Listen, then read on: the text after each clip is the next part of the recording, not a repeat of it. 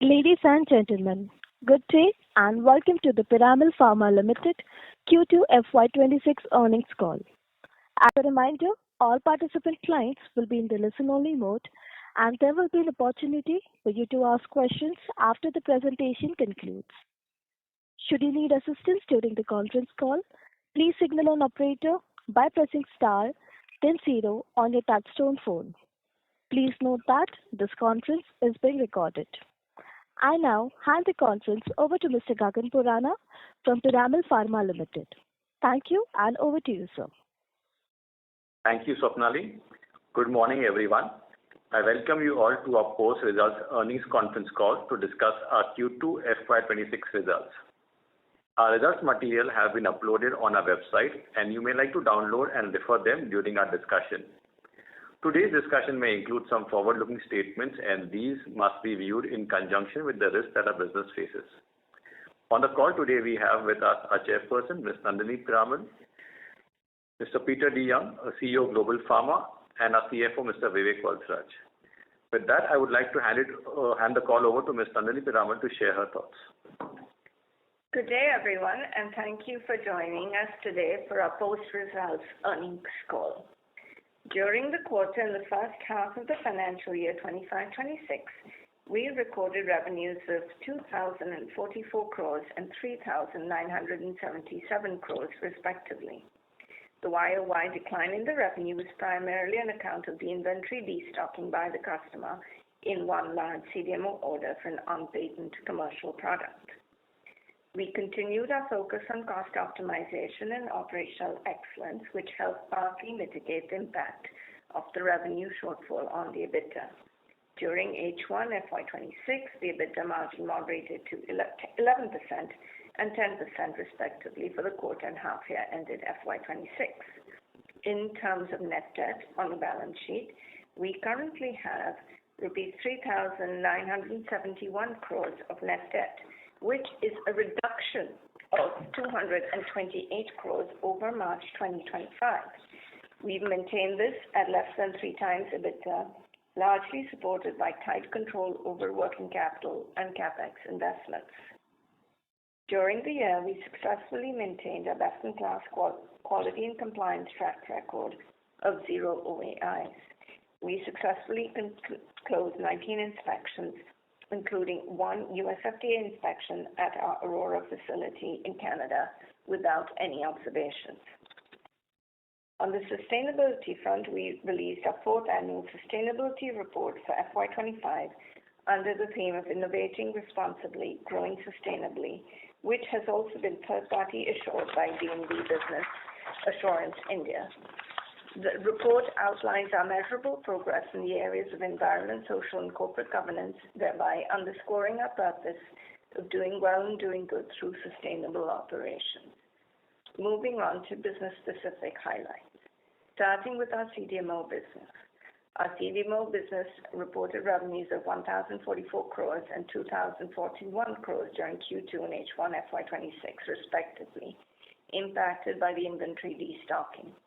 In terms of order flows, H1 FY26 was a mixed bag, with a good year-on-year trend in new commercial orders, but slower than expected pickup in early-stage discovery and development orders due to inconsistent recovery in U.S. biopharma funding, alongside with uncertainties of global trade policies, leading to an adverse impact on order inflows and customer decision-making. However, in the last 2 months of September and October, we have seen a significant uptick in biopharma funding. This, along with the increase in M&A activities, are early indications of recovery. Sustenance of this momentum should provide impetus to early-stage RFPs and order inflows going forward. In recent times, we're also seeing increasing inflows of RPIs and RFPs, especially in our onshore facilities and differentiated capabilities like ADCs, sterile fill finish, and on-patent commercial development and manufacturing. We are continuously engaging with customers to build a healthy order books for the future. We're well prepared to capitalize on this emerging strong interest for our onshore facilities through our timely investments in capabilities and capacities across our North America and UK sites. We believe we're ahead of the curve with ready capacities available across our network for clients looking for immediate tech transfers. We're also further strengthening our position in North America by investing $90 million across the Lexington and Riverview sites, part of our ADC Accelerate program. Also, to adapt with market dynamics and better engage our customers, we made enhancements in our BD team, which we expect to yield positive results going forward.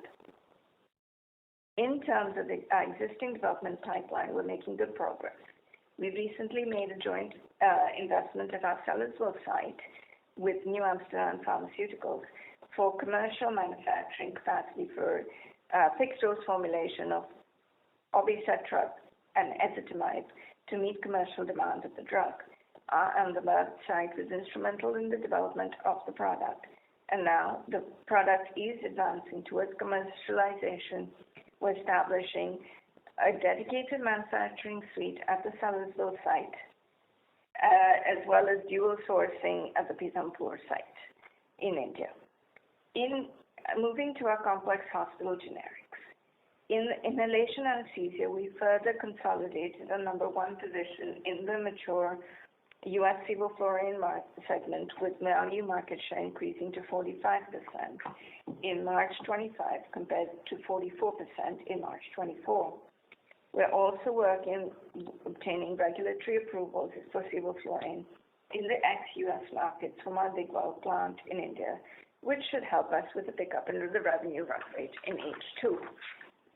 Sales of intrathecal therapy during the quarter were subdued due to temporary supply challenges, which we expect to normalize in H2 FY26.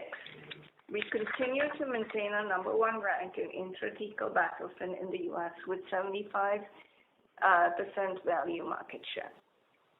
In the injectable pain segment, our efforts to resolve supply constraints have started to yield results. We're also seeing improved supplies, helping us to capitalize on the healthy demand in the market. We're also investing in 505(b)(2)s, complex generics, differentiated generics, and branded products through in-licensing deals or co-development deals to enable long-term growth. Moving to our consumer healthcare business. Our PCH business continued to deliver sustained growth of 15% during the quarter and first half of the financial year, driven by the robust growth of about 20% in our power brands. Growth was primarily anchored by Little's, Lactocalamine, CAR, and iRange. We continue to make calibrated investments in media and trade promotions to grow our power brands into established and profitable brands in the market. Our spends in media and promotion in H1 FY26 was around 12%, similar to last year. E-commerce, growing over 40%, now contributes to about 24% to PCH sales, with quick commerce accounting for over 40% of the e-commerce channel. During the quarter, through collaboration with different stakeholders, we smoothly transitioned to the changed GST rates with no business impact. In terms of new product introduction, we launched 26 new products and SKUs during H1 FY26. Given the slower than expected growth in the CDMO and CHG business during the first half of FY26, we moderate our full year guidance to remain flat. Accordingly, we expect our EBITDA margin to moderate to low teens for the year. However, as has been the trend in prior years, we expect H2 to deliver meaningfully better revenue and EBITDA performance. The recent positive trends should also help us deliver a better performance in FY27. These include a strong uptick in customer interest for onshore offerings and differentiated capabilities in our CDMO business. We expect to benefit from this given our timely, proactive investments in our overseas sites. We are also seeing early signs of improvement in biopharma funding, which should help order inflows for early-stage discovery and development projects. Also, enhancements in BD team to adapt to market dynamics and better engage with our customers should yield positive results going forward. In the CHG business, we expect the growth to pick up in higher inhalation anesthesia sales in the ex-US markets, along with improved supplies for our intrathecal and injectable pain products. Portfolio expansion through in-licensing and co-development routes will also be important drivers of growth. Lastly, we expect our consumer business to continue its growth momentum, driven by power brands and e-commerce sales. With this, I would like to open the floor for the Q&A. Thank you very much. We will now begin the question and answer session. Anyone who wishes to ask a question may press star and 1 to ask a question. If you wish to remove yourself from the question queue, you may press star and 2. Participants are requested to use handsets while asking a question. Ladies and gentlemen, we will wait for a moment while the question queue assembles.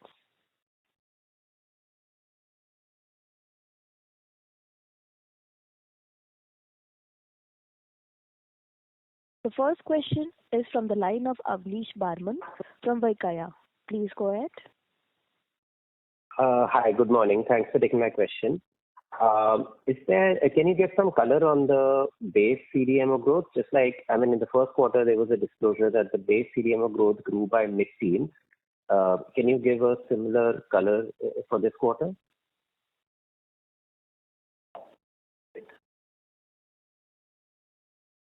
I don't think we're giving that disclosure on a go-forward basis. I think we overall are seeing growth in the base business, but we aren't quantifying with and without specific customers because we think that will probably add more confusion than clarity in the long term if we set up a trend of every quarter giving itemized customer-wise revenue. So overall, we are seeing growth in the business, absent the destocking, but we're trying to move away from line-by-line customer disclosures in each quarter. Understood.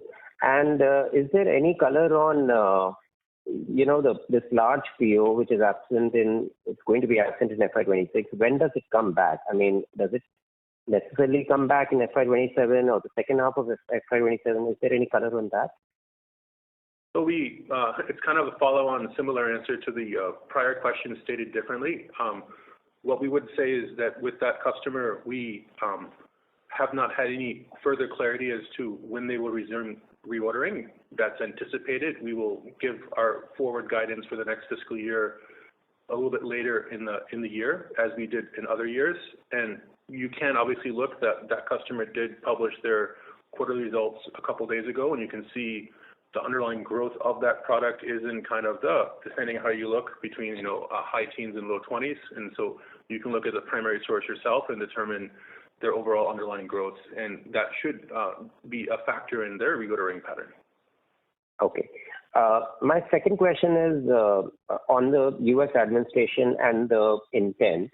Do you think whatever has been happening by the Trump administration, in your view, what are the chances of, moving API manufacturing either from India or China in terms of API, or let's say from Ireland in terms of formulation? How do you see that moving back to the U.S.? Is that feasible, probable? Whatever you can, tell about it. I would break this into some parts. I think the first part is that we see a general desire to de-risk from China. Not all people are moving in that direction. Some are doing what you would call budgetary quotes for board management. Others are making decisions. And it's not necessarily driven by explicit government guidance. It's more being given by a general desire to have independent supply chains for those who feel that's important. And so that could manifest through decisions to look at India as a source if it's a higher volume situation, or it could be looking onto the Western markets if it's maybe a different level of volume required. If we were recently at CPHI and we saw a significant uptick in what we would call onshore drug product interest from a wide range of stakeholders. And so it does seem the drug product is getting a little bit of a pivot towards, let's say, the U.S. from a market perspective, and that's probably driven by a variety of factors, including the administration. That being said, in terms of specifically, let's say, a recovery of the biosecure in some new form, or specifically a fear over tariffs, I'm not sure that it's an explicit link. Instead, I would say that there's a general bias towards, one, moving out of China for some of our potential and current customers, and two, for a more onshore, particularly for drug product, but also to some extent drug substance for, again, some of our customers. But there's a practical reality of the amount of available capacity and the cost of that capacity. That means that it will be percentage shifts, not wholesale shifts, because there's simply just not enough capacity in the U.S. To absorb the full amount. And so it's going to be marginal shifts of X% or Y%. Understood. This was helpful, Peter. Thank you so much. I'll get back. Thank you. The next question is from the line of Meghna Agarwal from Mount Intra France. Please go ahead. Hi, good morning. Thank you for the opportunity. I just wanted to know the capacity expansion that is happening in US, so which we are expecting to be completed by 27. So when can we expect the meaningful revenue contribution from these facilities? So the U.S., for the CDMO, we have the Michigan facility, which is a high facility. We have the Sellersville facility. Sorry, if you there's some echo. Can you mute yourself? All right.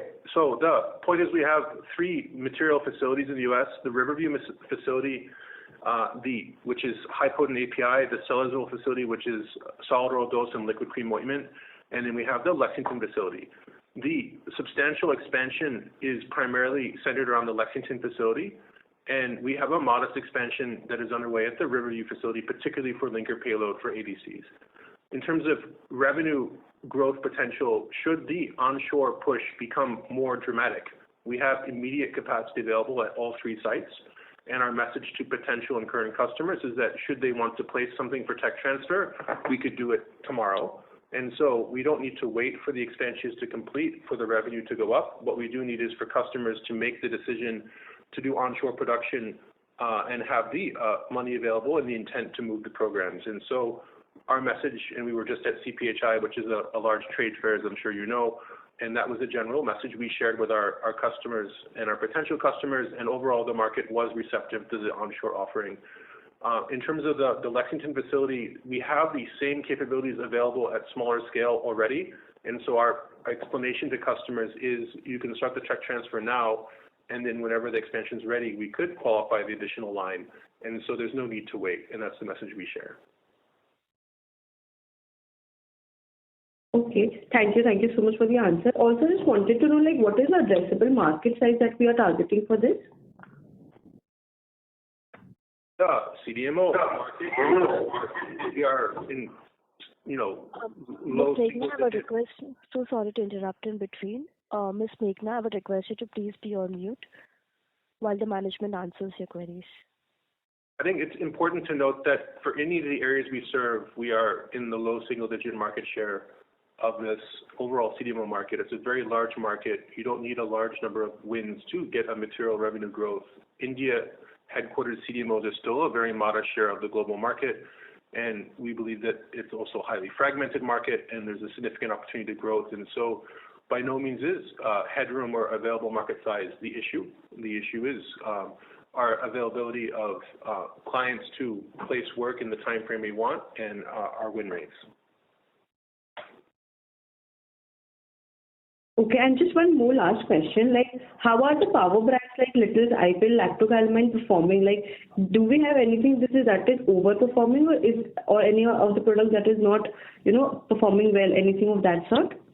I think the power brands are actually at 20%, and that is at a higher growth rate than the rest of the portfolio, where the average is 15%.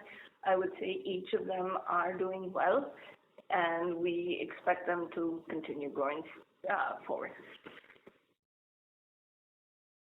Okay, thank you so much. That's all from my side. Thank you. Thank you. The next question is from the line of Vinod Jain from WF Advisors. Please go ahead. Good morning. My first question is whether the FY30 guidance in terms of revenue and profitability is still standing in view of the muted Q1 and Q2 results. I I think we'll give more specific guidance later on in the year, but I think we're still holding to the FY30 numbers. So the guidance stands? At the moment, yes. Okay. The second question is, even if it is a repetition, whether the loss of demand from the concerned CDMO customer is temporary or is it long term? We are continuing our relationship with the CDMO customer across many other sites and products, and I think we expect this to be temporary. The underlying product is growing. We believe we are their primary supplier for their largest market, and we believe it's a temporary situation. Okay. Thank you.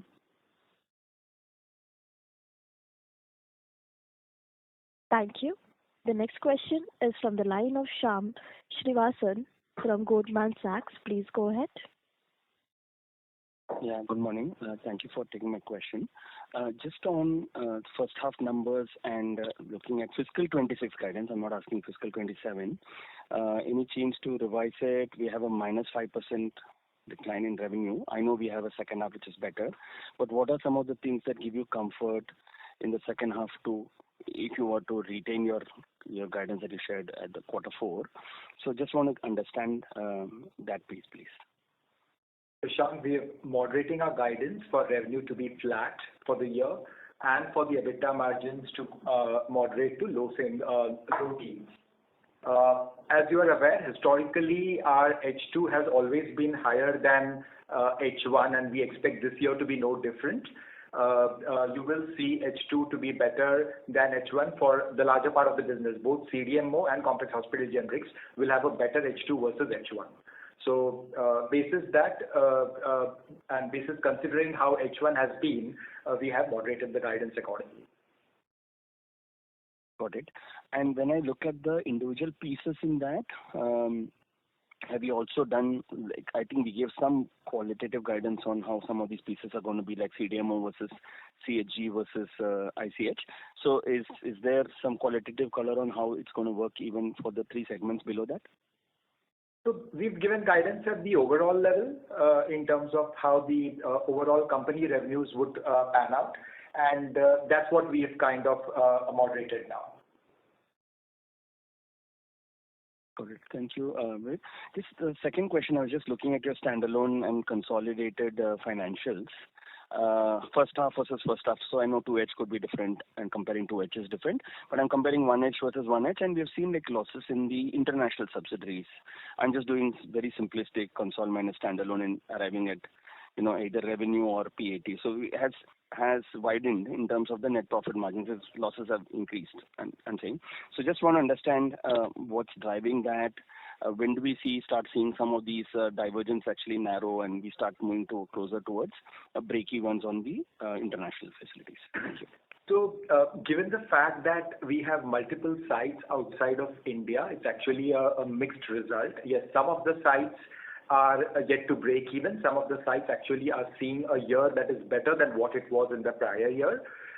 Typically, overseas sites tend to have a bigger H2 than H1, even as compared to India. India is relatively more stable, but overseas has a bigger H2. So this picture of divergence that you're seeing between standalone and consolidated results, this will narrow out as the year progresses, especially in the quarter 4.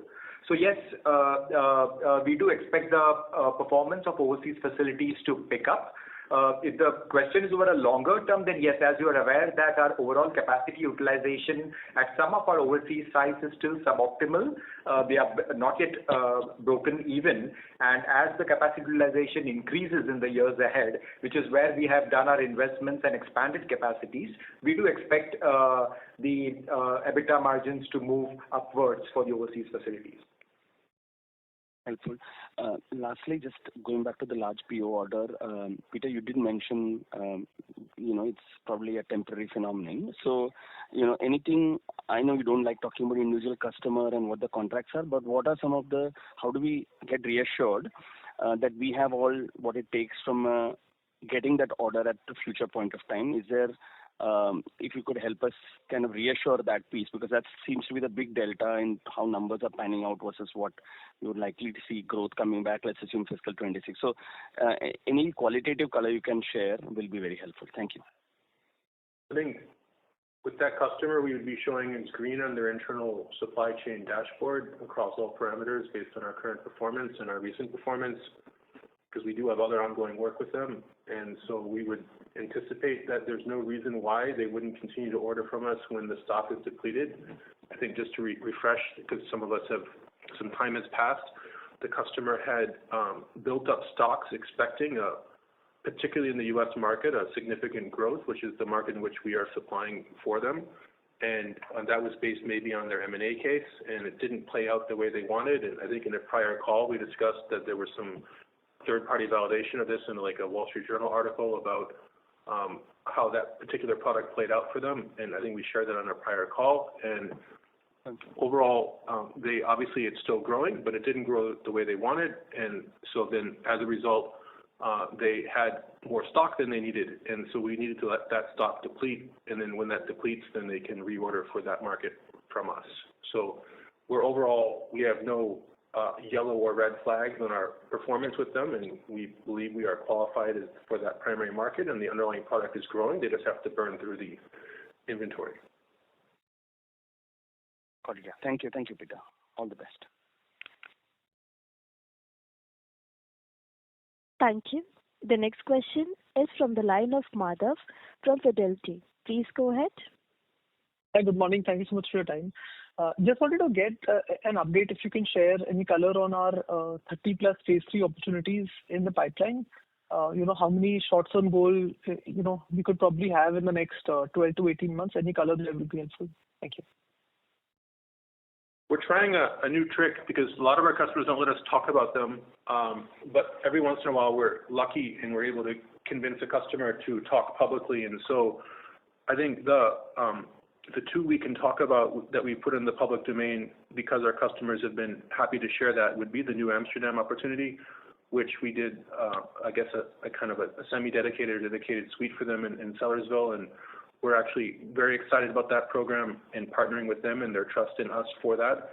I think as Nandini described, we did the development work for that set of combinations in Ahmedabad and PBDS, and we're dual source out of Sellersville and Pithampur, which I think again shows the value of the global network, because we're doing the same SKUs out of two sites to give a balance of proximity and value. And if you can obviously pull down analyst reports from that customer, and you can see how third-party analysts see that future, and we're just really humbled that they trusted us with that.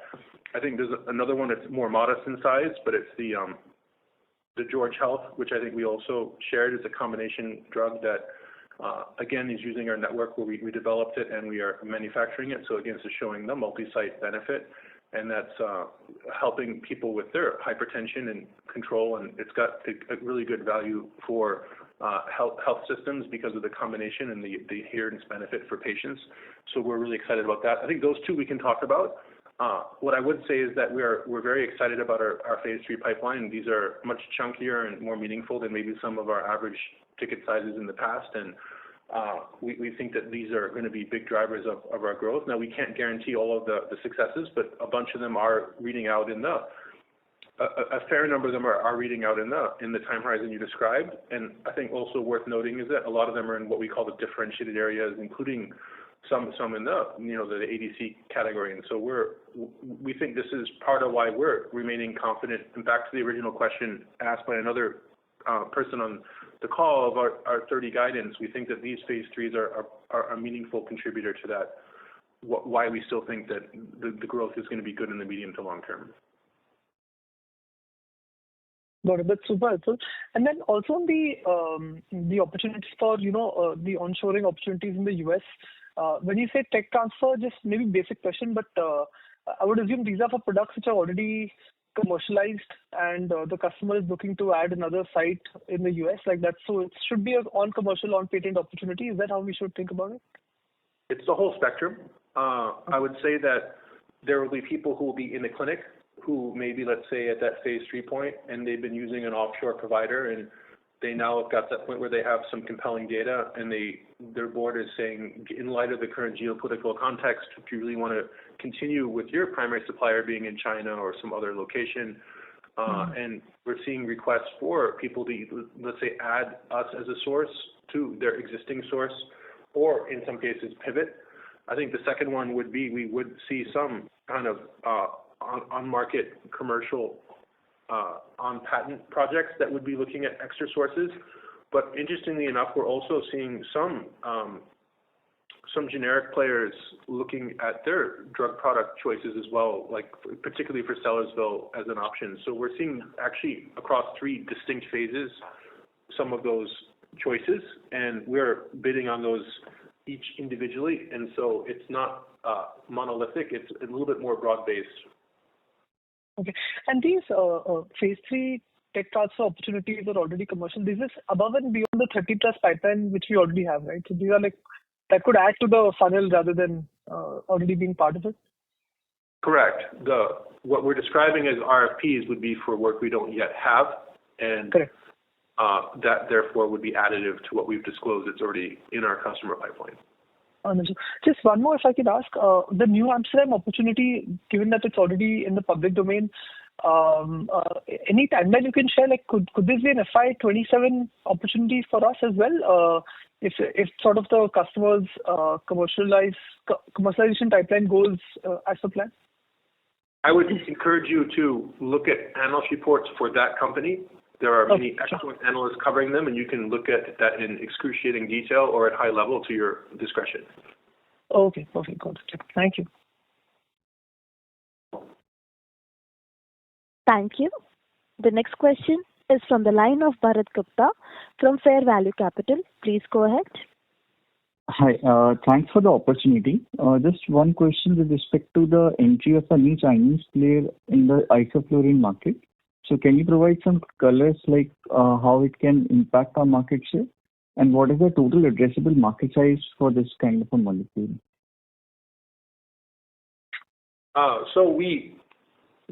There's no patents on the production technologies for isoflurane. We expect that there will continue to be new players entering, and maybe even existing players working with new distributors or new companies that process downward steps. And so you'll continue to see moving pieces in that market. Based on whatever math we've done, we think we have a world competitive cost position. And so also distribution does matter. And so we generally see the isoflurane market as stable, not particularly growing or shrinking. And we think that we have a meaningful, strong position in it from a market share perspective. And so while there could be some, minor perturbations with entries and movements, I think what we found with the Chinese, particularly in the larger Western markets, they find it harder to succeed than maybe some of the ROW markets. And so overall, we're not anticipating any major shifts there, but we continue to watch, obviously, day to day. Sure. That's really helpful. That's it from my side. Thank you. The next question is from the line of Amar Chalke from JM Financial. Please go ahead. Yeah, thank you for taking my question. So I have first question on patent product sales. So is it possible for us to give on patent product sales for the first half of this year?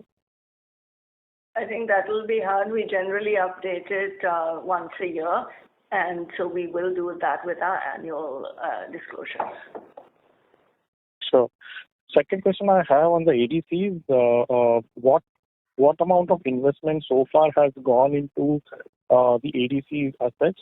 Is it possible to estimate some number around that? Let's come back to you on that. I want to say it's north of 100 million, because some of the investments are commingled or multi-purpose. So the example would be the 90 million into the Lexington and Riverview. While the Riverview portion is dedicated specifically for linker payload, the investment in the Lexington expansion is multi-purpose. So it could be ADC, it could be not ADC. So if you could maybe talk with our IR later, we can figure out how we answer that, because we could. The answer is I could give you different numbers depending on what story you want. because of the multi-purpose assets. Sure. And you have said that some of the assets overseas have been suboptimally utilized. Is it possible to quantify the number for particularly for Lexington and Riverview in terms of capacity utilization? So, Lexington per se, as you are aware, that we wanted to create commercial scale capacities, which is why we have announced an investment of about 90 million. That investment is currently underway. So Lexington, in a way, was largely development scale capacities, and the commercial scale capacities are currently being put into place. As far as Riverview is concerned, we had done expansion a couple of years ago, and currently we do have some capacity available to be able to meet the interim requirements. And we have also done a small investment recently, or commenced it, to be able to handle payload linkers at the site. And one clarification to augment what Vivek shared is that the Lexington site does currently provide commercial supplies, but the batch size we can support is more modest, and so the whole benefit of the expansion is that it can handle much larger batches and double the volume of the filling capacity, but orders of magnitude more lyo capacity. Sure. Got it. Thank you. That's super helpful. Thank you, sir. Thank you. The next question is from the line of Kunal Randeria from Axis Capital. Please go ahead. Hello, good morning. Sir, what would be the growth outlook for inhalation in anesthesia? Because in sevoflurane US, you've seen now we'll be hitting a ceiling at close to like mid-40s market share. So while I do understand you've spoken of non-US markets, what would be a realistic growth outlook for the next 3 to 4 years? So I think you've rightly noted that in the U.S. we're already on all the major GPO awards. Many of them are dual source. They're unlikely to go to single source, and so it's going to be hand-to-hand combat in the U.S. market. And you can see that in that combat we are showing market share growth. So we think we're well positioned. That being said, it would be modest in the U.S. So the primary growth opportunity remains in the ex-U.S. markets, and where we think we still have significant opportunity. If you look at our overall global positioning, we're still number 4 in the market. And so therefore there's room for us to move to number 3 or number 2, and that's through market share gains. Now, that's where the Digwall expansion plays into, and the hedge expansion play into the cards, because they give us further capacity at a lower unit cost and a lower variable cost per unit. And so then our whole plan is to register a number of markets with these new source of Digwall, and that is taking some time. And also, just to be clear, we are trying not to go too aggressive on price too early, to make sure that we can be disciplined in how we approach the market. And so we had hoped for and anticipated maybe more growth in the first half here, but we are trying to be responsible market participants, and so therefore we're being careful in how we approach it. And so we have significant headroom available. Our cost position is globally competitive, but we're trying to make sure we protect the product margin as we go down these steps. So we do see that as being a meaningful growth contributor for us in the medium term. Sure. And second, just on this New Amsterdam product, so is this supply just for the US market, or for it's a global supply agreement, because New Amsterdam has outlicensed the European rights to another player? So who calls the shots here? Is it New Amsterdam or the marketing partner? Our relationship is with that client.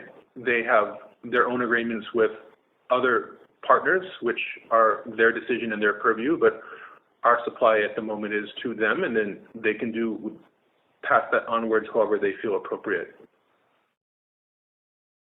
No, I mean, sorry, I meant, would you be supplying just for the US market, or even for the European market? Because even that's going to get approval, I think, the next few years. We're qualified to supply those markets, and we don't believe they have other CDMOs qualified for those markets. So it's our expectation, but not our right to supply all of the markets. But ultimately, they'll have to have their individual discussions with their individual marketing partners. But we're ready and qualified and able to. Got it, sir. Thank you. Thank you. The next question is from the line of Abdul Qadir Puranwala from ICICI Securities. Please go ahead. Yeah, hi. Thank you for the opportunity. So just taking, the question from the previous participant about your collaboration with New Amsterdam, could you highlight what is the kind of investment you are doing here and, in terms of the commerciality of this project, by when should we see that getting reflected in your numbers? We have to be a little bit modest in how we describe this because while we are able to describe that we're working with them, the alignment was that it's a modest investment in the plant that they supported, and we've been asked not to disclose the specifics, but it's modest and it's largely equipping the facility, the rooms in the facility to handle the particular APIs mentioned because they have specific handling requirements, and so that's what was put in for that at the Sellersville plant, and we think that's going to part of why they picked us. In terms of the timing, I think I answered that earlier to another person asking, is I would encourage you to look at the analyst reports for that company, and if you were to anticipate the revenue for us would be in line with whatever the analysts think that the approval would be. Okay. And I would encourage you to look at primary sources. It's going to be better for you. Sure. And secondly, on the FY30 guidance you guys have maintained. So, on the top line front, do we still kind of hold to the previously shared revenue contribution across your three segments and on the EBITDA margin as well? I think for FY30, yes, we are continuing to hold to that guidance. Sure. And last one from my end. So the FY26 low teen EBITDA margin guidance, which has been revised, does that also include other income in your assumptions? Yes. That's right. Okay, sir. Thank you. I'll get back in the queue. Thank you. The next question is from the line of Sukrit Patil from Eyesight Fintrade Private Limited. Please go ahead. Good morning to the team. My question is, as more global players enter the CDMO space, what is Piramal Pharma doing to build a strong edge, not just through capacity or client wins, but something deeper that, like a way of working or thinking that grows over time and makes the company hard to replace? Yeah, thank you. So I think we obviously were just at CPHI, and so we were able to see how our positioning would match up against our competition. And I'd say there's a couple of elements. First of all, there's what I would call table stakes. You have to have the right approach to EHS and quality. We think that we're very good in those two areas. Our quality track record gives customers a lot of comfort that we won't have any supply interruptions due to quality issues. That's the first point. The second one is we've been putting disproportionate investment into technologies that not everyone can offer. Well, and I'll give an example, but I won't give all the details. One example is ADCs. Everyone says they want ADCs, but we've been doing it for 20 years, so we can show a track record over multiple decades that give clients comfort that it's not just we put money in and we have shiny kit. It's that we actually know how to work it, and we've had people working on these things for literally 20 years, and we know how to do it. And so trust that if you give a project, it'll go well is an important area. I think the next third point is really important. We looked at our competition, and our competition typically have certain geographic centers. And so, for example, you have a North America-centric competitor, or a European-centric competitor, or a Chinese-centric competitor, or an Indian-centric competitor. When we are seeing a lot of concerns from geopolitical issues, we see our customers are sitting on the same side of the table with us, working out what we can do in India, what we can do in the onshore location, and in what combination. There are very few competitors who can do this. And an example is actually the New Amsterdam project we just described, where they had a huge volume of complicated formulation work to be done that simply couldn't be done in our U.S. facilities at the speed and the quality they wanted. We did that in India. We did the initial tech transfer in Pithampur, and then we now have done it in Sellersville. You can't combine these assets with too many of our competition, and we do API and some covering API and drug products. So I think that is a bit of our secret weapon, is the combination of country-based assets all in a non-China frame. And then the last bit is we are obsessed with delighting our customers. It's something that's very important to us. we want them to be emotionally attached to us as a choice, not just satisfied with our OTIF. And so we are relentless in our understanding of how customers feel about us based on how we deliver, such that they can want to promote us and be referrals and give us their next project or refer a friend to use us. And so that's the last bit. I think we have a unique customer listening process that really does make a difference. So those are the points I would highlight that we think position us well to grow above market, notwithstanding the current quarter's performance. Thanks. My final question is about margins and cost planning. Forward-looking question. As CDMO volumes and compliance costs keeps on shifting, how are you planning to protect the margins? And are there any smart internal methods that you are putting into place, that may help you keep the delivery quality high, but without hurting your profits? I'd make 2 points. I think the single largest driver of our margin expansion, as we've probably shared on other calls, is the operating leverage of individual sites. We've shown how when the revenues at a site go up, the EBITDA margins go up, and when the revenue at a site goes down, the EBITDA margins go down because of our multi-site network approach. So our growth is a very large contributor at the site level to our aggregate profitability, and it's one of our primary areas of focus. The second point about growing smartly, we believe technology and different areas of automation and even in some cases AI are going to play an important role in improving our productivity and our reliance on labor and changing how that equation works, and even our use of materials and yield. So we have a lot of focus on use of technology and investment in that technology to allow us to not have to grow our personnel or our material costs in line with our revenue over the period to address some of the inflation or other compliance costs. Thank you for the guidance, and I wish the entire team best of luck for Q3. Thank you. Thank you. Thank you. The next question is from the line of Devang Shah from DD Enterprises. Please go ahead. Yeah, hi. Good morning. I'm audible? Yes, you are. Yeah. And the first question is for the forward, like we are continuously not getting the EBITDA levels what we are expecting from last, if I'm not wrong, from the last 3 financial years. So is there any plan to get it on the track? So at a high level, last year we believe we met our guidance as to what we said we would do, which was an improvement over the prior year. And so that year was in line with our expectations and our communications and a positive movement. This year we did have an event which was driven largely by a single customer destocking, which we described when we set out our guidance.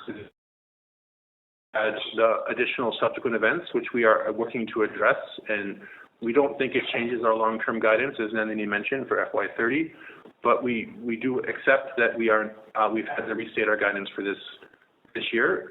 We do think the underlying factors for our performance in the medium long term remain intact. Yeah, the other main question is like, is there anything like last quarter we have seen that biggest customer that destocking of the inventory or something? Is there anything like we cannot rely on something like this, or it's like it's a nature of the business only that like this can be done? This can be happen in the further quarters also. Any plan to hedge on things Yeah.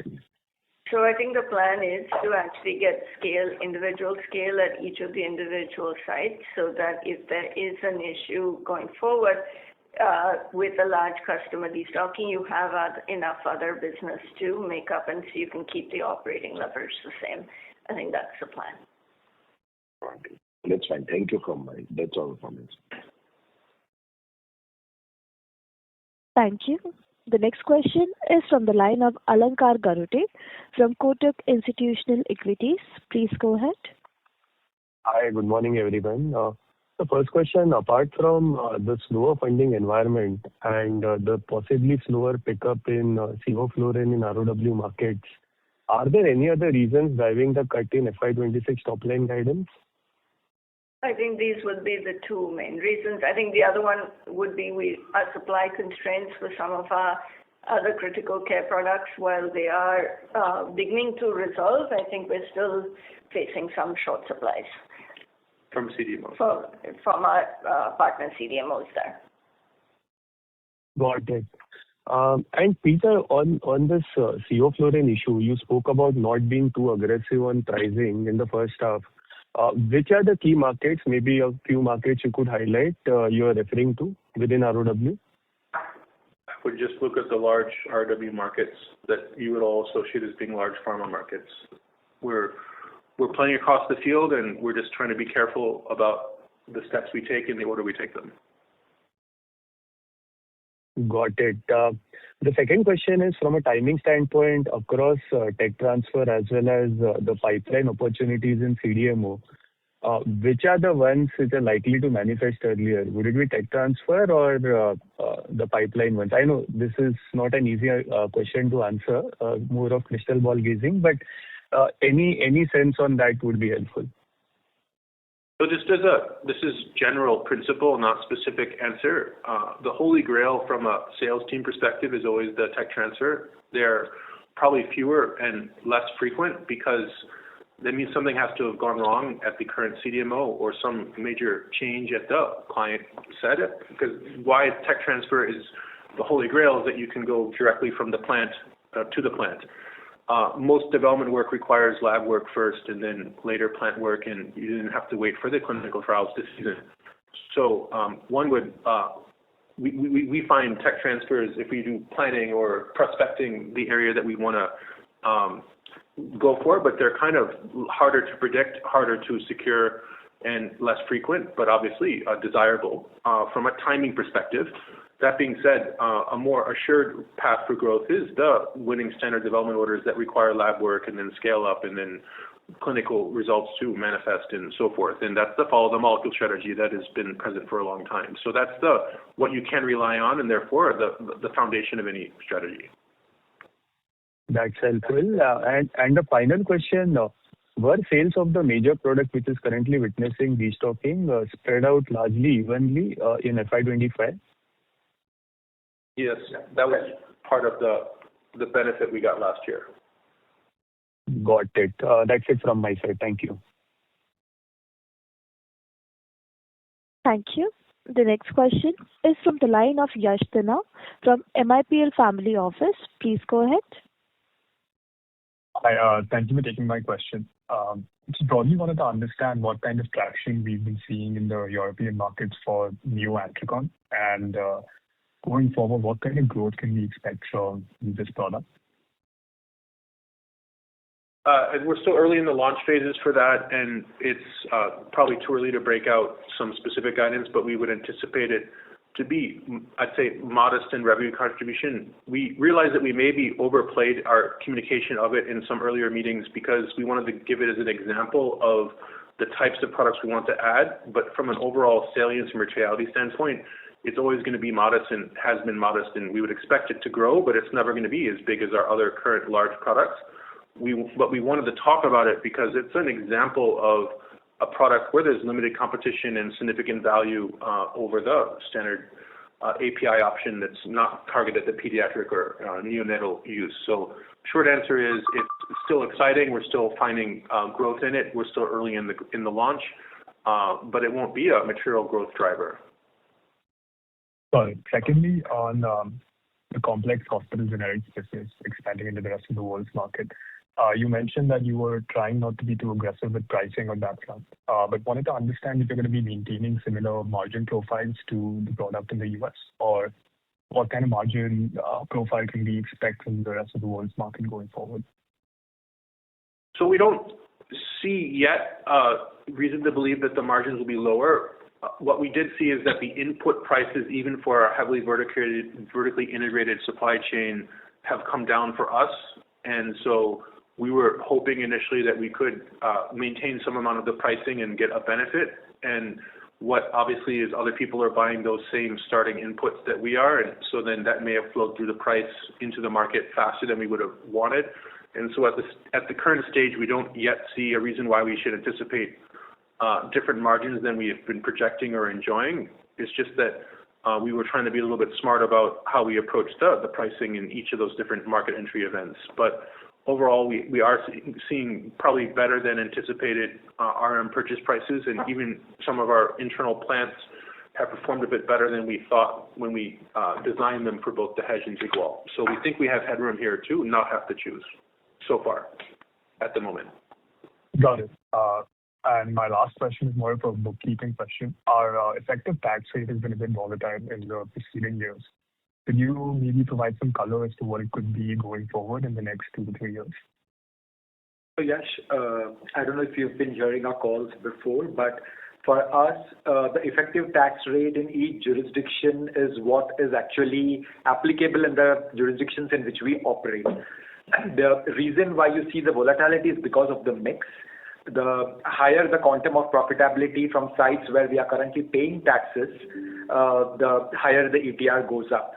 We do expect this year it to moderate, but it will completely depend upon the kind of mix of profitability between sites where we pay taxes versus the sites where we currently don't pay taxes or we have carry forward losses. So that's the reason it's a very slightly difficult for us to give guidance on a very specific ETR rate. But we do expect that as our profitability of our overseas sites goes up, the ETR will start coming down and it should normalize to about 24 to 25% at the right scale of utilization. All right, got it. That's it from my end, and all the best. Thank you. Thank you. The next question is from the line of Bhavani Kulkarni, an individual investor. Please go ahead. Yeah, hi. I was just wondering, we have seen that there is a debt reduction of 228 crores from the last year to this H1 FY26. So how are you doing that? Because we are seeing there is a negative bottom line, but we are paying off the debt. What plan there? So, Mr. Bhavani, there are multiple initiatives currently to ensure that we are operating our overall net working capital in a robust manner. So whether it is increasing efficiency of collections, whether it's reducing the quantum of inventories that we are carrying, or it is seeking early refunds of the GST, because we are largely an export business, getting the GST credits faster is how we are ensuring it. So there is a whole set of initiatives to kind of ensure that the cash collection cycle is faster and we're able to maintain the debt at a certain level. Okay. The follow-up question is, can we see some more debt reduction in the coming quarters? So, given the fact that, we have guided for a certain level of capex, which we will incur, as you're aware, we've incurred about 49 million of capex, and we do expect us to spend about 100 to 120 million kind of capex. We will see a modest increase in debt in the subsequent quarters for the year. Okay, thank you. Thank you. The next question is from the line of Bharat Sheth from Quest Investment Advisors Private Limited. Please go ahead. Hi, thanks for the opportunity. Ma'am, I have one question on CDMO side, that because of this volatility in supply, and you say that once we have a more product pipeline, then our EBITDA will be a stable EBITDA that one can look for. So can you guide us? I mean, when do we really see a good kind of, a product portfolio and sustainable supply that can, give some comfort on EBITDA? When it will be, say, 1 year, 2 year timeline that we expect? I think we can talk more about guidance for specific years later on. I think we're still holding for the FY30 both revenue and EBITDA, and I think there you will see we will have doubled revenue, so we'll be a $2 billion company by then with a 25% EBITDA margin, which I think is a sustainable one. So I think we will continue. It's not a hockey stick, and we continue to work on track for that. Okay. Thank you and all the best. Thank you.